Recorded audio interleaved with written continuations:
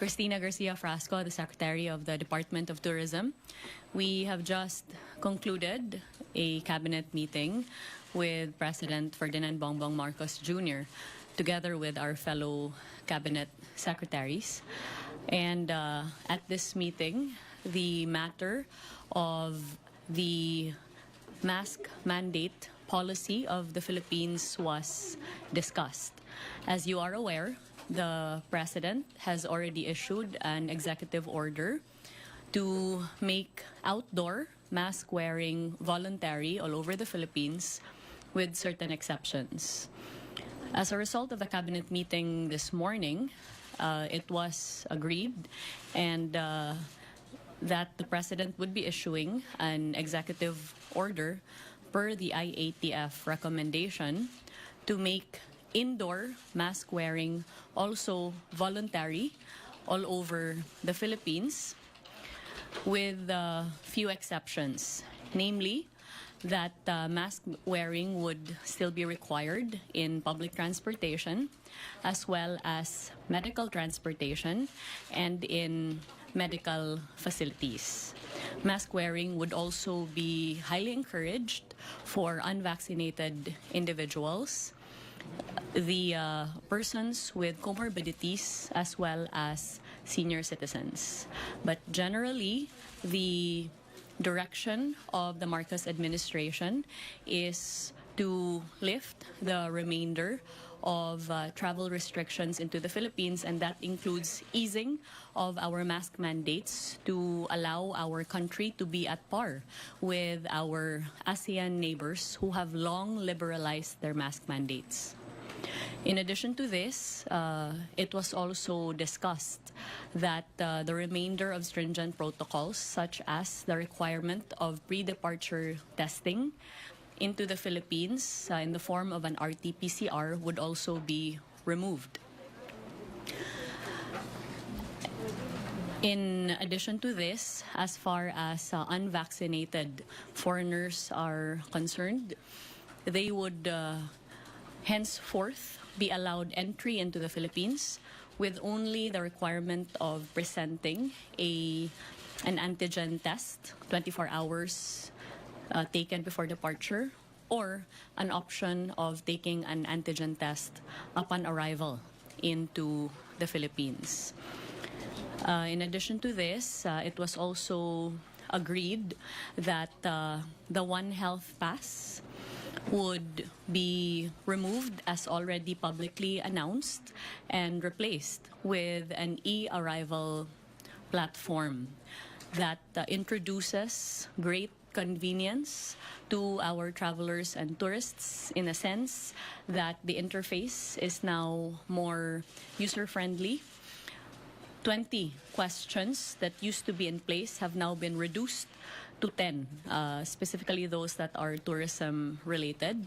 And as agreed during the meeting, it was clarified that the filling out of the e-arrival card would not be made mandatory as a prerequisite to boarding. In other words, you can fill out the e-arrival card at your own convenience prior to departure or upon arrival. It was also agreed together with the Department of Health and in their discussions with the BOQ that special lanes would be provided in the airport for those that have not had the opportunity to fill out the e-arrival card. The overarching direction of the Marcos administration is to allow our country to convey an openness and a readiness to the world to receive tourists and investments, so that we would give our fellow Filipinos an opportunity to regain all the livelihood and losses that were incurred during the pandemic. So we are optimistic that with all of these restrictions being lifted by the Marcos administration, that this can only redound to the benefit of the lives of millions of Filipinos that serve to benefit as well from the reinvigoration of the tourism industry. Questions for Secretary Frasco? Maricel Halili, TV5.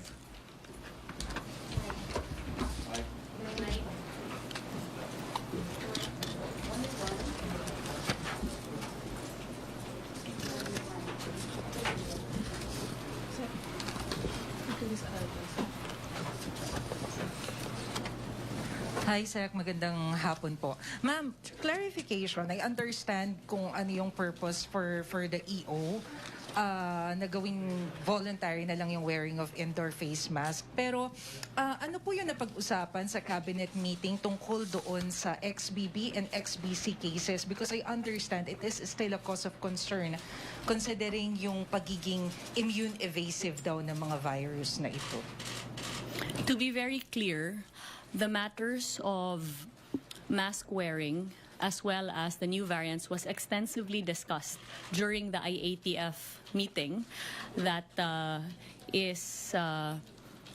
was conducted last week together with our fellow cabinet secretaries.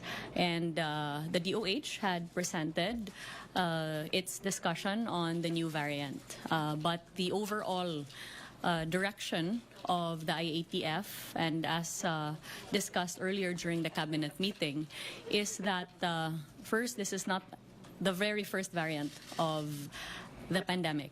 We have had several other variants in the past, and that is the reason why the DOH has been very aggressive in its vaccination campaign and booster campaign, which are all still ongoing.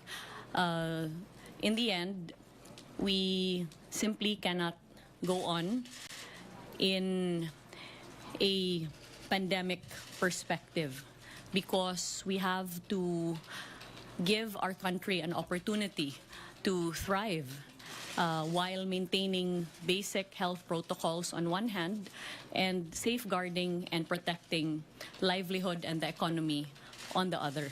And this is the reason why the new variant is being managed by the DOH while the government is considering ways with which our economy can recover. It is not a mutually exclusive exercise wherein by implementing the easing of these travel restrictions, efforts towards managing the pandemic would cease because it continues to be managed by the DOH. There are two pieces of good news that I wanted to share also.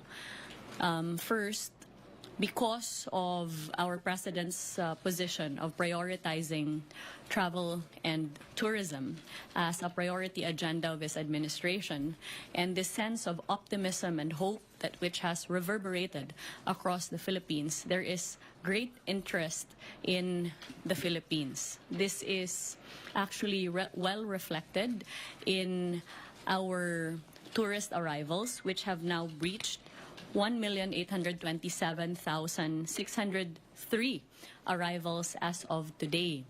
Notably, this exceeds the previous projections of the Department of Tourism prior to June 30, which pegged international arrivals only at 1.7 million by December of 2022. In addition to this, the optimism and a positive outlook for the Philippines is also very well reflected in the recently concluded Philippine Travel Exchange, which is the biggest government-led travel exchange organized by the Tourism Promotions Board, which is the marketing arm of the DOT.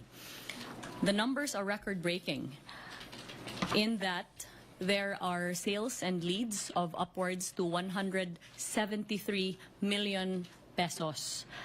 This far exceeds previous sales in that the highest sales achieved was in 2018 at 94.8 million, and in 2019, sales were pegged at 46 million. What does this tell us? This tells us that the Philippines remains a top-of-mind destination all over the world, only that we need to continuously improve enabling mechanisms of coming into the Philippines. And this is exactly the direction that the Marcos administration has taken in easing travel protocols as well as the other programs and plans of the Department of Tourism under this administration. Ma'am, follow-up. Last How question. about, ma'am, the timing, considering na mag-uundas and it will be per months na. So, of course, expected natin na mas magiging matindi yung pag-mobilize ng mga tao. Isn't this a cause of concern?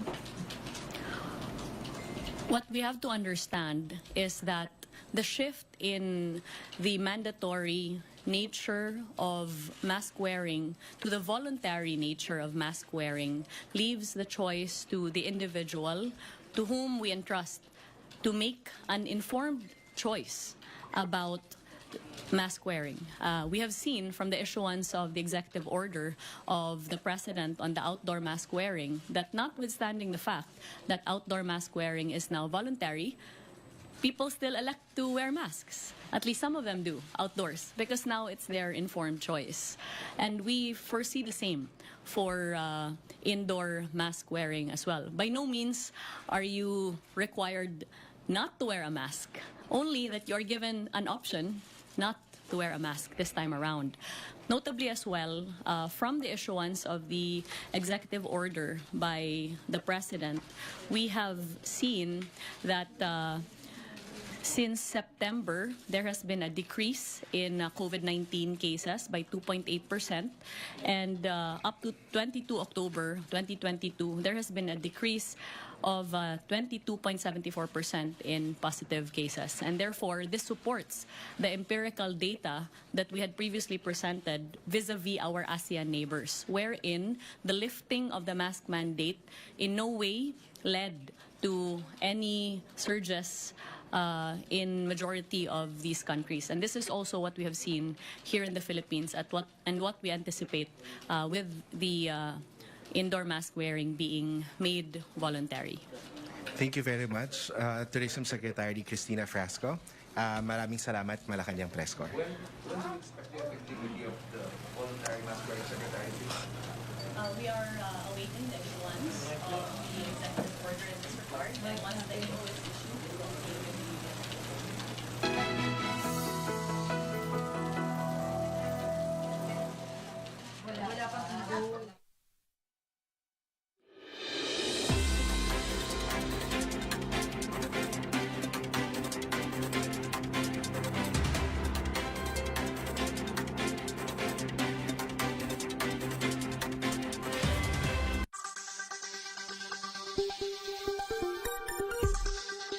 ang pinakamaiinit na balita sa maghapon. Ihahatid ng inyong pinagkakatiwalaang PTV News Team.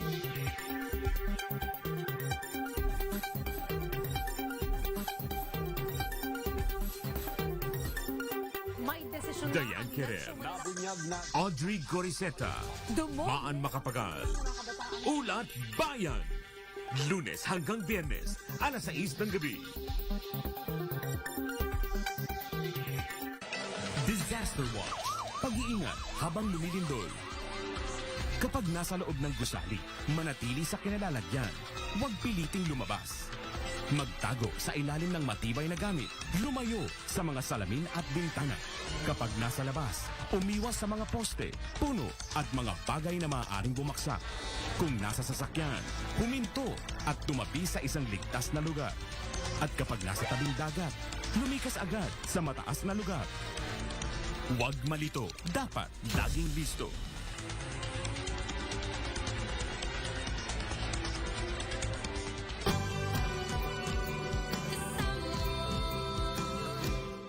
Para sa bayan.